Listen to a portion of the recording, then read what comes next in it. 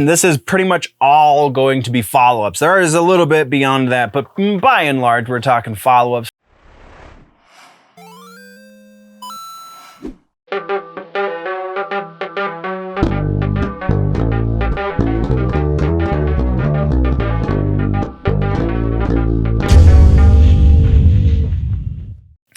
Welcome back, nerds. Did you miss me? It's been a couple of weeks, and this is still the place to get all of your pop culture and nerdy news. This is Generally Nerdy. The name of the show is The Week in Nerdom, and let's get into housekeeping real quick before we get into the news. First up, the push is still going. We are still trying to get as many of the social media followers as we can for the same reason, so that we can get better interviews and whatnot. But along those two lines, first off, the reason we took off last week, I did post, for those of you who follow on the YouTube, I did post a reaction video, but we did not have a news episode because I was covering the final Starfest in Denver, Colorado, and yeah, just didn't have the time to do that and this, being as I'm a one-man show. But I did have the time while there to get a few pretty great interviews, so stay tuned to the YouTube. Actually, they're going to go up on the audio outlets as well, so if you are listening on any of the audio outlets, then you will hear at least a version of all of the interviews we got over the weekend. So that will be happening. And then on the other side of that, the social media stuff, apparently I had to start a new TikTok channel because I don't know why, honestly. There was no real reason. I was literally in the middle of scheduling some posts, and then all of a sudden they shut down my TikTok page because no reason actually was given to me. It was just, this page is locked and we're not going to do anything about it. I've tried to get a hold of their community service. I've tried to get a hold of them directly and nothing. It seems automated, and there's no reason why that happened. And so we're just now, instead of Generally Nerdy all one word, it is at Generally_nerdy. So hopefully they don't do it again. Otherwise, we're just gonna, when the TikTok nonsense, when the dust around that settles, we'll probably just focus, or not TikTok, Twitter. When the Twitter dust settles, we'll probably just do that because I can schedule posts there as well. So if they're gonna shut me down for no reason, I don't need to use their platform. Sadly, it is one of the fastest growing platforms out there, and an audience is a good thing. But either way, I'm rambling. That is all that we have really for housekeeping. As far as the news goes for this episode, we are going to be playing a little bit of catch up, so bear with me. Let's get into it. Music, we have a lot of everything. Just gonna put that out there.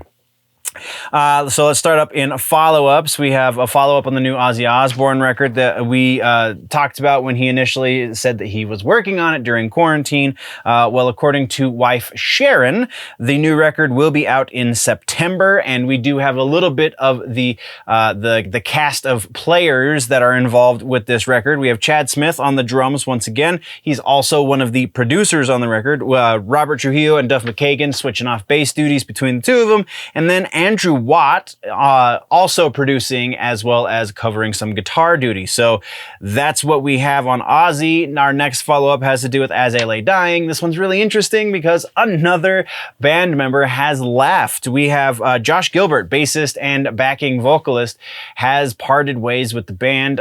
Not the same kind of drama as the last member that they lost. Though they didn't really have a direct statement about it. They just said, thank you for the opportunity. I'm going in a different musical direction, quote unquote. So really interesting things going on behind the scenes, apparently, with As I Lay Dying. That is the news, though, so let's move over to new music and videos. Our first one is My Chemical Romance has released their first single in, I think it was like 14 years. The name of the song is Foundations of Decay, and this is one of those few bands that seems to be getting better with age. This new track is listenable. Not a big MCR fan, as I think is obvious, but honestly, they've been getting slightly more and more listenable since the Black Parade. The record that they put out right after Black Parade, not my favorite either, but this one seems like it's shaping up to be something interesting. Again, the name of the new track, Foundations of Decay, a little dark, a little indie, a little well-produced indie even, and yeah, definitely worth a listen, so go check that out. Our next new music comes from Gore. Gore's new song is Berserker Mode. Oh, wow. It's been a minute since I've seriously taken a listen to Gore, especially since Brocky passed. I definitely haven't listened to anything really since that. And so this is my first new listen to Gore. And this sounds a little like power metal. That is not what I expected out of the Gore camp. Interesting, though kind of unremarkable. Take a listen. Let me know what you think and come back. Our next piece of new music has to do with Motionless in White. They just put out a new single called Slaughterhouse featuring Brian Garris, who is the vocalist from Knocked Loose. This is a band that I feel like I should have a better appreciation for. I just don't. This song, though, definitely works in their favor. There are still elements of their sound overall that I just can't get into. I think that the Brian Garris portions are a well-deserved addition to their sound, so definitely worth a listen there as well.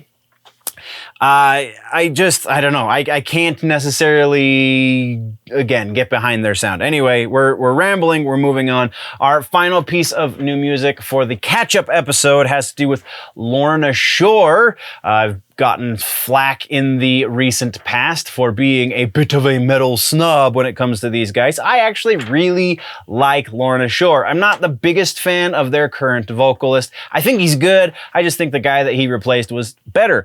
Though we're not going to get into the politics of why he had to be called in. New song is called Sun Eater. Link for all of the songs can be found down in the description. Sun Eater is kind of more of what you would expect out of Lorna Shore. Everything's kind of taken up another notch. I wouldn't say they're quite 211 on some of those elements, but they're getting close. The vocals, the thing that I'm not the biggest fan about their vocals, and we've talked about the instrumentation, my issues with their instrumentation, but the vocals, it sounds like he's singing through, like literally through his tongue. And that, I think, is one of the reasons why I don't think he's as talented as the last dude. Though, again, super talented kid. I'm not trying to disparage. I just think that there's room for growth. So go check out Sun Eater, the new track from Lorna Shore. That's what we have for new music. Let's get into tours. We have 311 has announced a new tour starting September 2nd in Columbus, Ohio, running through November 12th in Los Angeles, California. There are three cities on this tour where they're going to spend multiple nights, specifically 2 nights each. And those cities are LA, New York, and Chicago. So if you happen to live close enough to catch either or any of those shows, you are in for a little bit of a treat. As 311 is wont to do, they do some crazy stuff when they play live. And this time around, they're going to be on those 6 nights, because two different nights per city, 3 cities, 6 nights. They're going to be playing the entirety of one of their first 6 albums during each of those nights.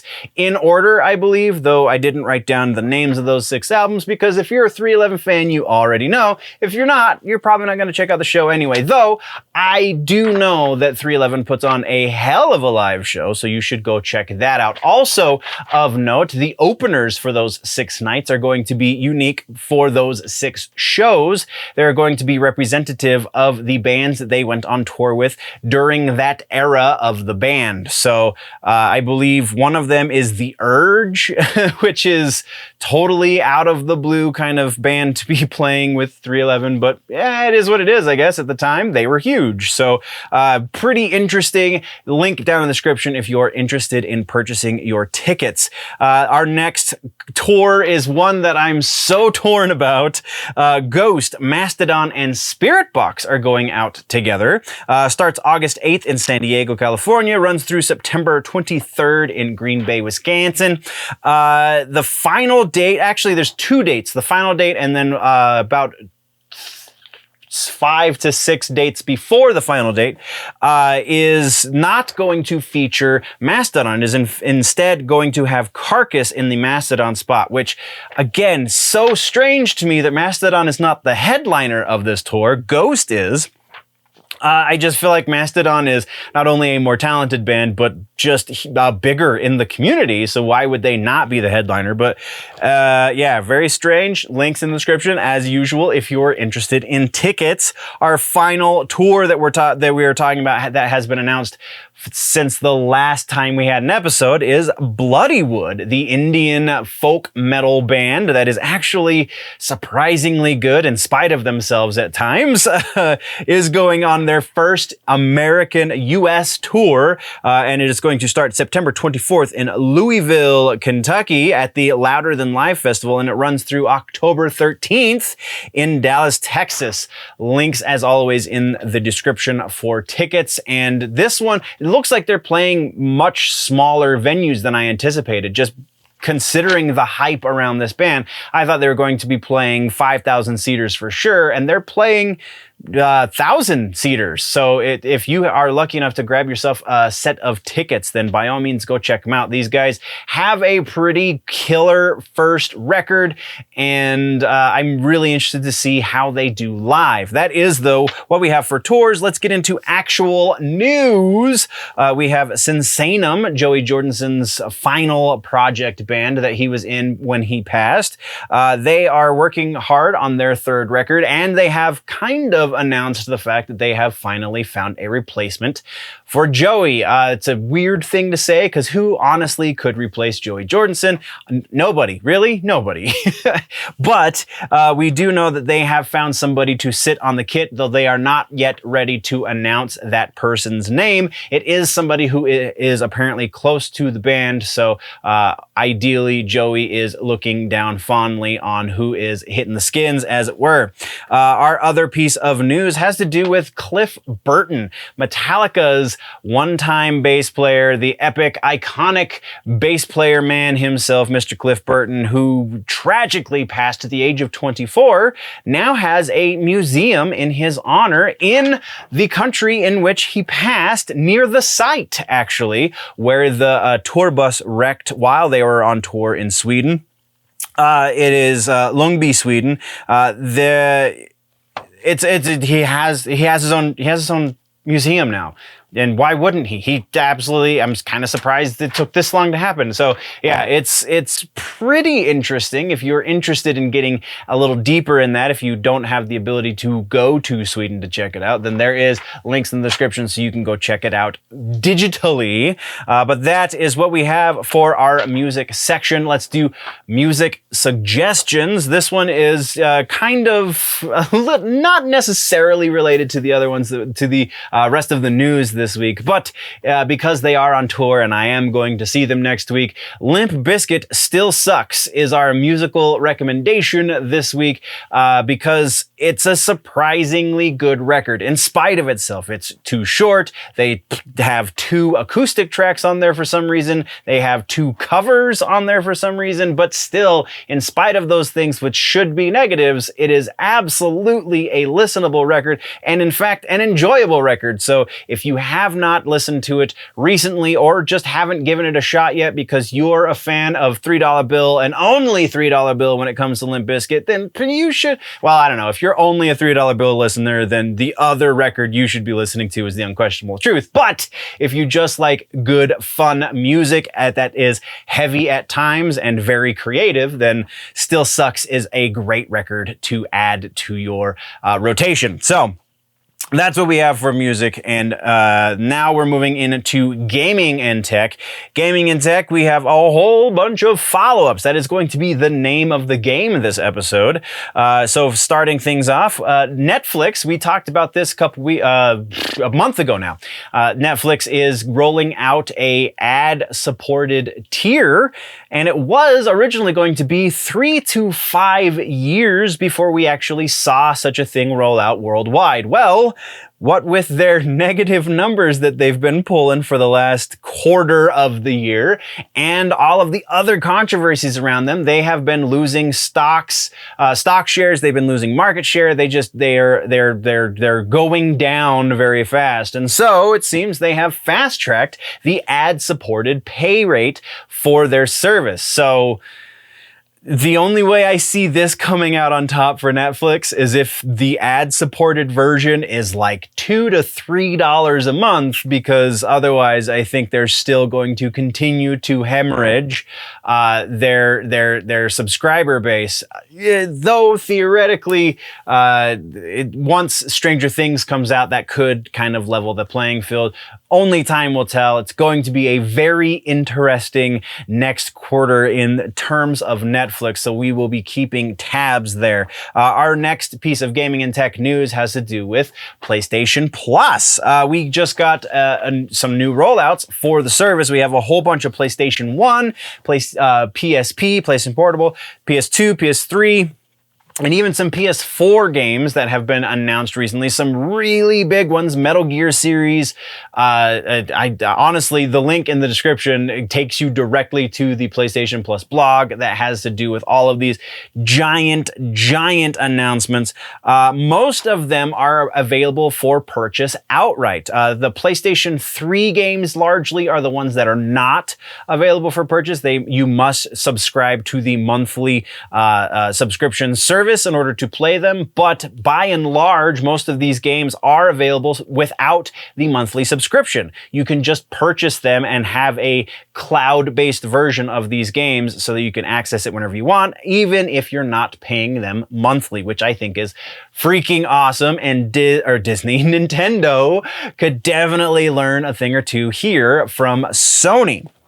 Our next piece of follow-up news, Fall Guys, we talked about them going free to play and finally going cross-platform. Well, that is all happening on June 21st. It is going to be launching on the Xbox, the Nintendo Switch, and in the Epic Game Store. Not just on Steam, it is going to be all over the place, so everyone is going to get an opportunity to play. Free to play means that the people who paid to play previously are going to be a little upset. So if you are one of those people, they have said they are going to do something extra for their one-time paying customers who paid for the game before this point. So I don't know exactly, I didn't see exactly what that was going to be, but as we get closer to that June 21st release date or update, whatever, we will be keeping tabs. But that is what we have for follow-ups in gaming and tech. Now let's get to new trailers. We have a Multiverses trailer.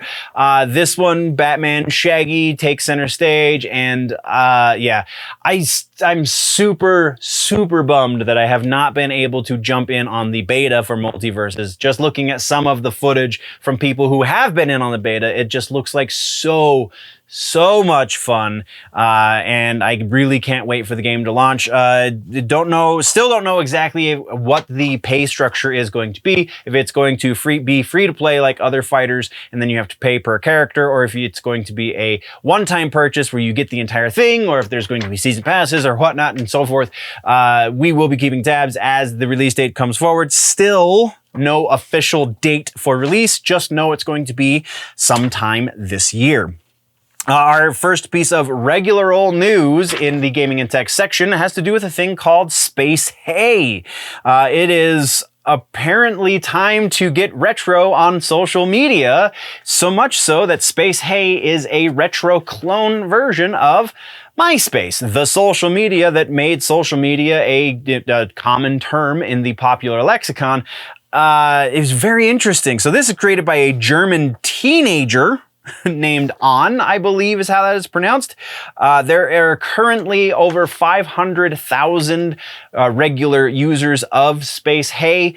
It seems very interesting. I have yet to actually go look into it and not just read the news with the press releases and stuff around it. So very interested there. I don't know how this is going to exactly work out, but we do know that it is not algorithm based and it is very much privacy centric, which is so weird in the age of social media that it just might be worth a check out. Go look at and see the things and see what's going on there. SpaceHey is the name of the platform. And then our final piece of news for gaming and tech is the iPod has officially been killed. So Apple just finally discontinued all iPod models. The final model was the iPod Touch, which was basically basically a smartphone without the phone capability. And now they are no longer in the MP3 player game. They only make phones, it would seem, and computers. Just a kind of a sign of the times, man. The MP3 player is now officially dead, I think, which kind of makes me a little sad and feel quite old. So that being said, that's what we have for the main section of gaming and tech. Let's get into gaming and tech suggestions. Our suggestion for this week is just the one that we've hit a million times for gaming and tech already, but season 2 did just roll out. So Halo Infinite season 2 is in full swing. It is still super buggy, but it's minor bugs at this point and not really game-breaking bugs by and large. So definitely much more playable. And the new Last Spartan Standing mode is so addictive.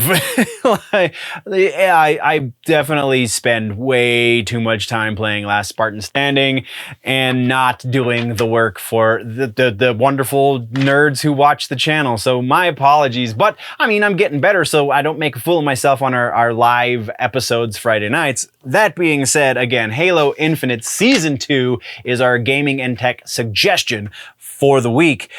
Let's move over to comic books and books. This is easily our shortest section because there's only three things counting the suggestion. So first up, sadly, we're starting on a downer note. George Perez, comic book legend, has passed away at the age of 62, finally losing his battle to pancreatic cancer.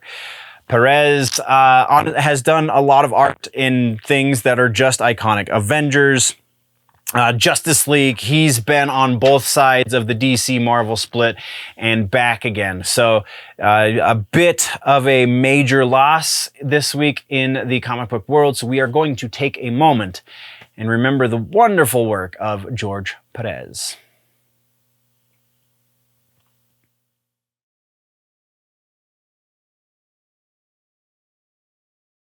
And then our other piece of news for comic books and books has to do with a Batman book, a new Batman book from Bermejo called Batman Dear Detective. Bermejo is going to be doing something different this time than we are used to seeing in most comic books. This is going to be a collection of existing artwork that is going to be telling a different story. Sounds like it's going to be pretty much just his Batman cover artwork that is going to coincide with written letters that are going to tell a story somehow. It sounds really interesting, but also a little difficult to explain. I'm a big fan of Bermejo's art. As a matter of fact, that's going to be part of our suggestion for comic books and books this week.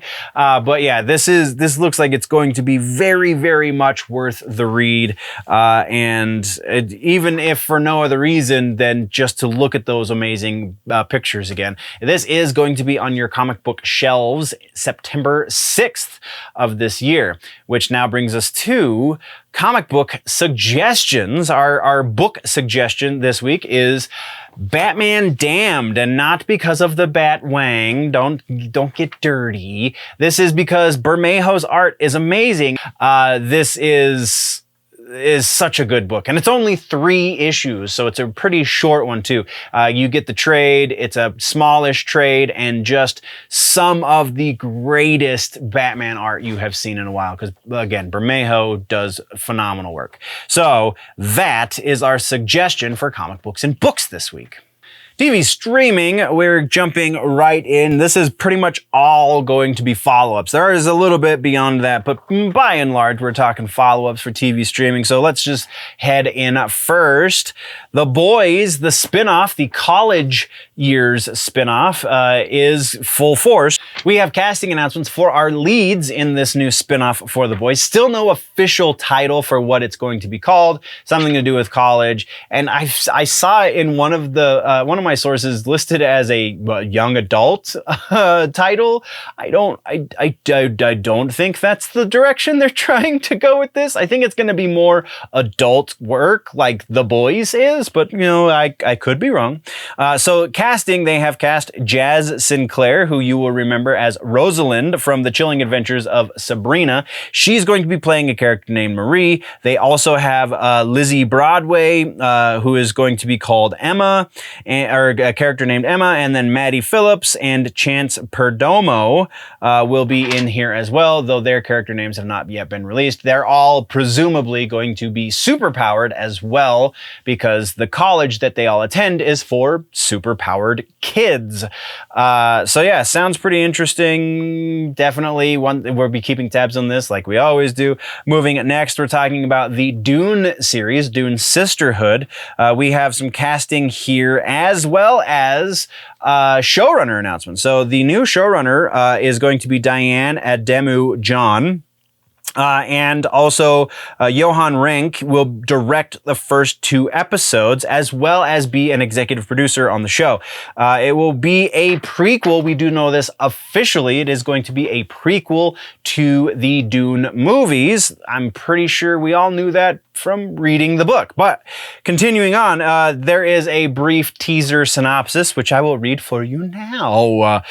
So set 10,000 years before the ascension of Paul Atreides, Dune The Sisterhood follows the Harkonnen sisters as they combat forces that threaten the future of humankind and establish the fabled sect known as the Bene Gesserit. Yeah, I'm super excited about this. Anything Dune related, count me in. I'm going to be there with bells on, bright-eyed and bushy-tailed like a squirrel on crack. So that's what we have for that follow-up. Our next follow-up is the Mayfair Witches, which is the other Anne Rice series that it has been announced, and now they're going out of pre-production and into early production. I don't know that they're going into principal photography just yet, but we do have casting there as well. We have Jack Houston has been cast as Lasher, who is one of the main characters for the series. We also have Alexandra Daddario from White Lotus. Daddario will be playing Rowan, who is billed as, quote, a brilliant doctor who grapples with her fate as the heir to a family of powerful witches. So she is going to be our main character, main character. She will be opposite Harry Hamlin, who was in, if you remember, Mad Men. He played Jim Coulter. Hamlin will be playing the Mayfair patriarch named Cortland Mayfair, and he is billed as, quote, a voracious appetite for, as someone, quote, with a voracious appetite for more money, more powerful, and more life. Also on the cast, we have Tungei. Oh man, I apologize for this one. All right, so we have Tungei Carissa as Citroen, Annabeth Gish as Deirdre, Beth Grant as Carlotta, Erica Gimple as Ellie, and Jen Richards as JoJo. So, moving right along nicely there. There's much less egregious casting in the Mayfair Witches, so very interested to see the compare and contrast between Mayfair and Vampire. Let's move right along. We got a new teaser for the Cobra Kai Season 5. Season 5 will be launching September 6th on Netflix. I believe this is the final season. I'm pretty sure that's what I heard, though don't quote me on that until we get a little bit closer to that date. In other areas of the nerddom, we're talking Doctor Who. The announcement has just been made that I'm going to butcher this guy's name, and I am so very sorry, but Ncuti Gatwa has been cast as the next Doctor, a young black man from the show Sex Education. That seems right in line with what we were expecting. I think this one will go over much better with the fandom than the previous casting choice for whatever reason. I'm not a huge Doctor Who fan, so I got no dog in that fight.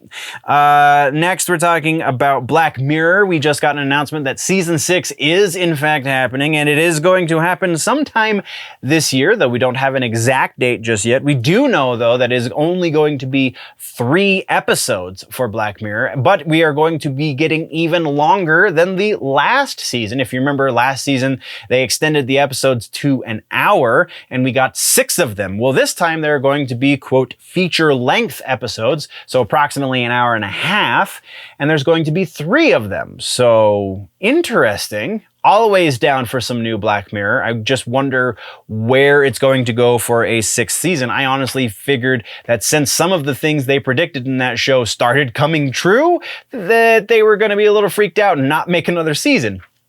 Glad to see I was wrong. Next, we're talking about Quantum Leap. We have the reboot series has officially been ordered to series, so NBC is moving forward with it, even though we still have no Scott Bakula officially part of anything to do with the new Quantum Leap series. And then our final follow-up kind of has to do with something I'm associated with, and that's the Kamidogu podcast. I'm just dropping this in for some shameless self-promotion, but the guys that do the audio side of things on Kamidogu are going to be talking with Andrew Bowen, who did the voice of Johnny Cage, amongst other characters in Mortal Kombat X, as well as Mortal Kombat 11. So that's pretty freaking cool. Should be up, I believe, as you are watching or listening to this episode. So go check it out, Kamidogu on YouTube or kamidogu.com, and you can see the audio or listen to the audio or see the video, whichever you want to do. It's available there.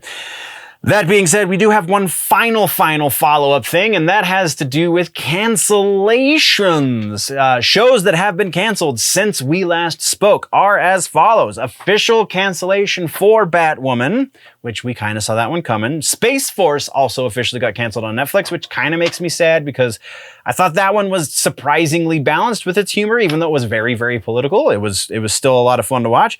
Legacies, MODOK, and Naomi. So CW is cleaning house, and MODOK on Hulu. Nobody watched that show, so kind of saw that one coming too. No real surprises here outside of Space Force. That is what we have for the follow-ups portion. Like I said, huge catch-up episode. Now let's get into trailers for TV streaming. So first one, actually, I knew about this one about almost 4 weeks ago now, and I didn't put it in here because I wasn't sure 100% that it was real.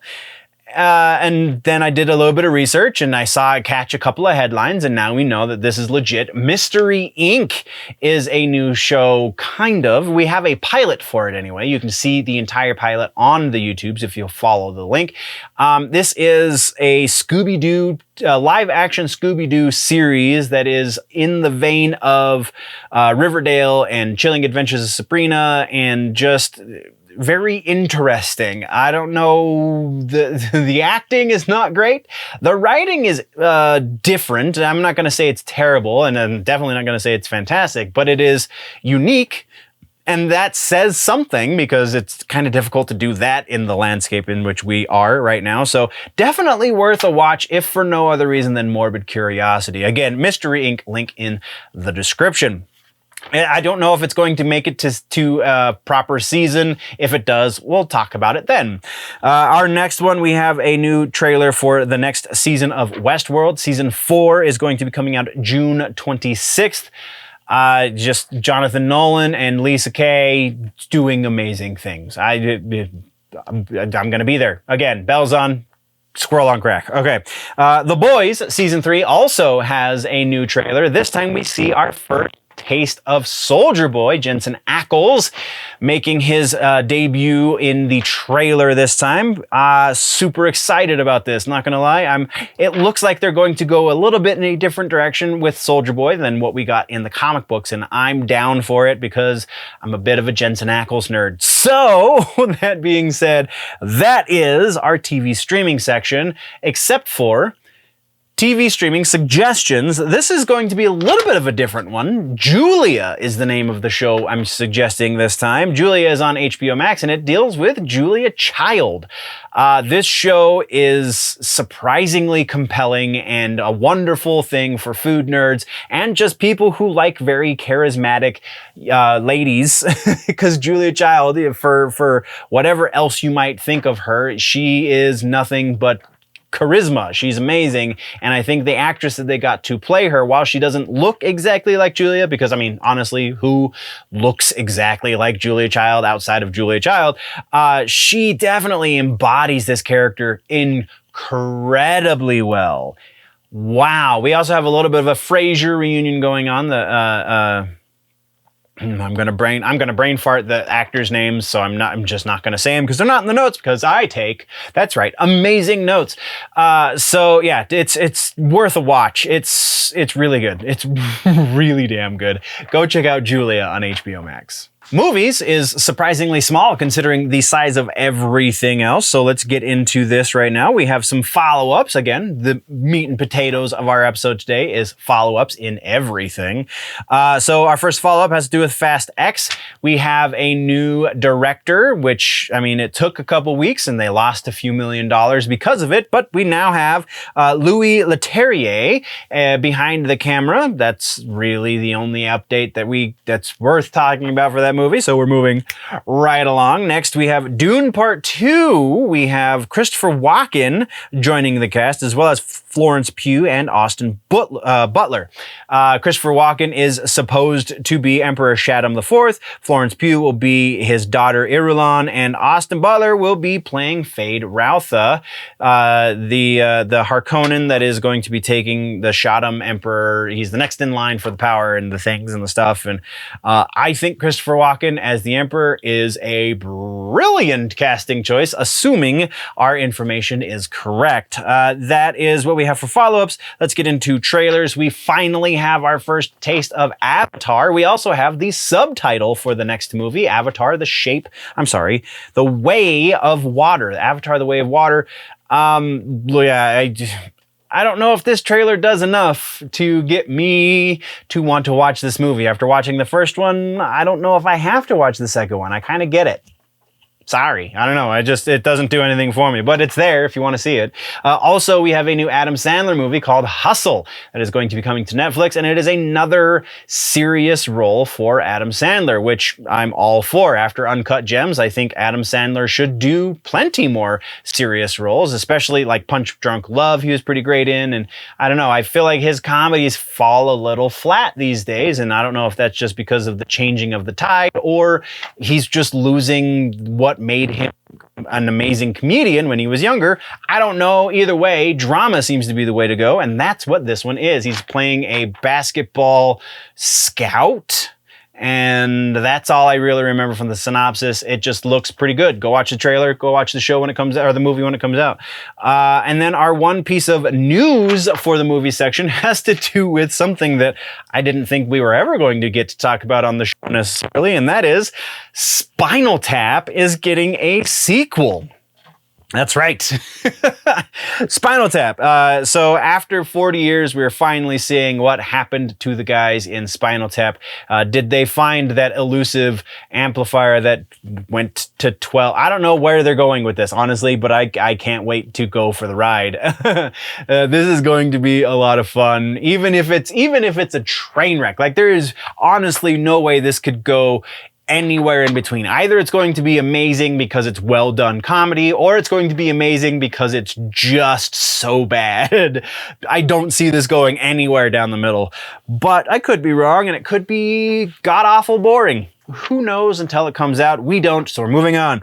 That is what we have for the movie section proper, so let's get into Movie suggestions. We're going to do 2 suggestions for movies this week. Spinal Tap, the first movie, is going to bear for a suggestion because if you haven't seen it, you owe it to yourself to watch it. And if you haven't seen it, then you should have no right to be excited about the sequel. But the other one is a Guy Ritchie movie. I'm a bit of a Guy Ritchie fan, and I honestly just watched The Gentleman, even though I wanted to see it in theaters, and I totally wish now that I had seen it in theaters because it was an incredible amount of fun. If you are a fan of Guy Ritchie's style, this is the most Guy Ritchie movie to ever Guy Ritchie, at least since Snatch, which is probably my favorite Guy Ritchie movie. So yeah, totally worth a watch. This is surprisingly good.